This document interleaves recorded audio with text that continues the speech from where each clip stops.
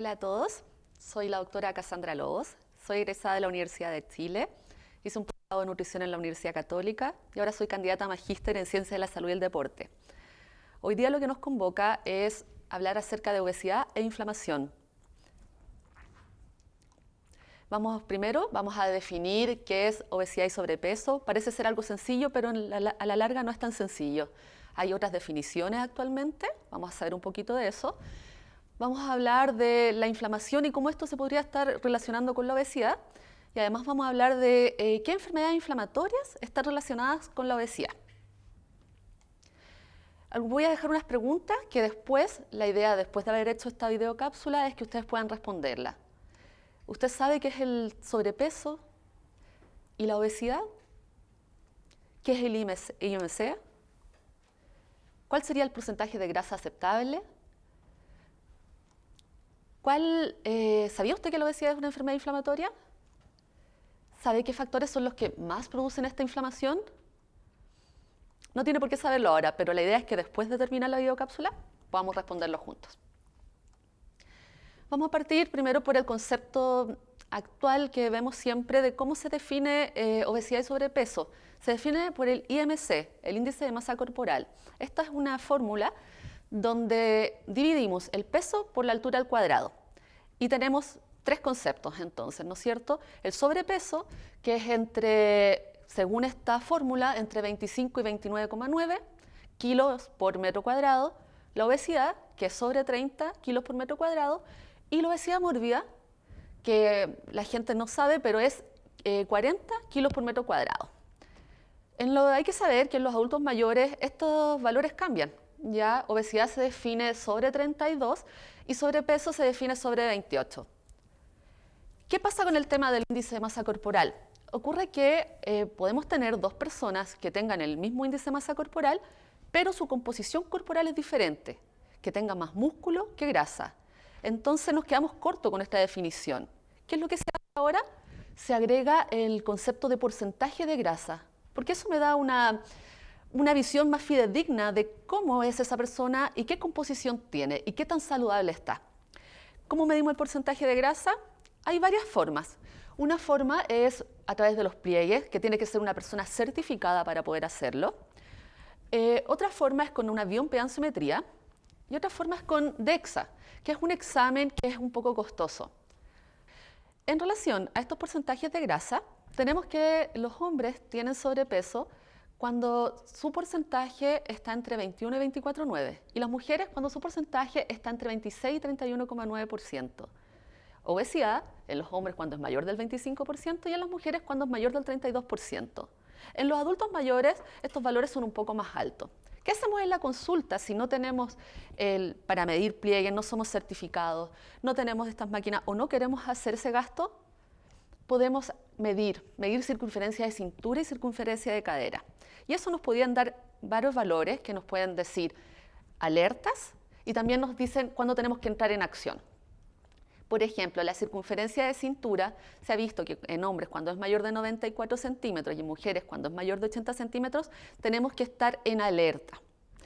Cuando la circunferencia de cintura es mayor de 102 centímetros en el hombre y de 88 centímetros en la mujer, tenemos que entrar a hacer acciones para poder ayudar, porque eso está relacionado con un mayor riesgo cardiovascular. Esos datos fueron dados por el Instituto Nacional de Estados Unidos de Salud. Después también podemos medir la relación entre el índice de cintura y el índice de cadera.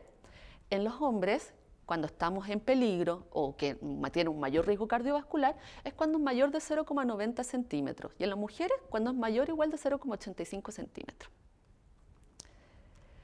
La inflamación. Cuando nosotros nos preguntan qué es la inflamación, siempre pensamos cuando me picó un insecto, ¿no es cierto? O cuando me caigo. Eso tiene algunas características, ¿no es cierto? Esa inflamación en general es dolor, rubor, tumefacción o aumento de volumen, disfunción, ¿no es cierto? Que se altere la función de un órgano. En la obesidad se produce la inflamación, pero no de este mismo modo, en una manera más discreta, donde no lo podemos ver, pero sí está generando un daño a nivel de micro, a nivel pequeño que no lo vemos, pero va a generar una respuesta grande, macro. La obesidad produce alteración en la respuesta inmune, es decir, en nuestras defensas, y eso produce este proceso inflamatorio bajo pero crónico. Y eso nos puede llevar a tener enfermedades como la diabetes, la insulinoresistencia o enfermedades cardíacas. ¿Qué enfermedades están relacionadas con la obesidad y esta inflamación? Bueno, ya habíamos hablado de la enfermedad cardiovascular, la insulinoresistencia, cánceres, por ejemplo, el cáncer gástrico, el cáncer de páncreas, el cáncer de colon, el cáncer de mama están relacionadas con esta inflamación producida por la obesidad.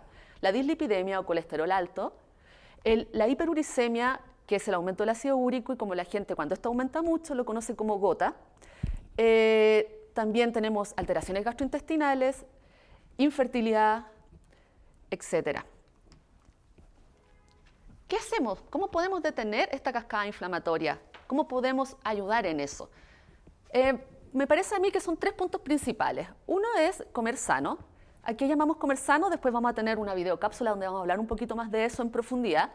Pero es comer 5 porciones de frutas y verduras de diferentes colores, 2 veces a la semana pescados, 2 veces a la semana legumbres y disminuir al máximo el consumo de alimentos procesados. ¿Cuáles son los alimentos procesados? Son los alimentos que están hechos por la industria, ¿no es cierto? Y que tienen muchos componentes y cosas químicas. También tenemos la actividad física. La actividad física, hasta hace poquito la recomendación eran 150 minutos de actividad física moderada y 75 minutos de actividad física vigorosa. Actualmente se está cambiando eso, ahora son 300 minutos de actividad física moderada y 150 minutos de actividad física vigorosa. Y también a mí en lo personal en la consulta me gusta suplementar a los pacientes con omega 3. Se ha visto por muchos estudios que el omega 3 tiene un efecto antiinflamatorio. También podemos comerlo, pero también lo podemos suplementar. ¿Dónde encontramos omega 3? En los vegetales, en las semillas de linaza, de chía, pescados de río. ¿Qué tenemos que hacer? Disminuir el consumo de omega 6, que se han visto que son proinflamatorios. Y eso en general lo encontramos en los productos lácteos, carnes y productos altamente procesados. A modo de conclusión, entonces, ¿qué aprendimos acá? Aprendimos a definir conceptos de obesidad y sobrepeso, los nuevos conceptos que existen, aprendimos un poquito de inflamación y cómo está relacionado con otras enfermedades que me van a llevar desde la obesidad a estas otras enfermedades y aprendimos un poquito a cómo disminuir esta cascada inflamatoria. Espero les haya gustado. Muchas gracias.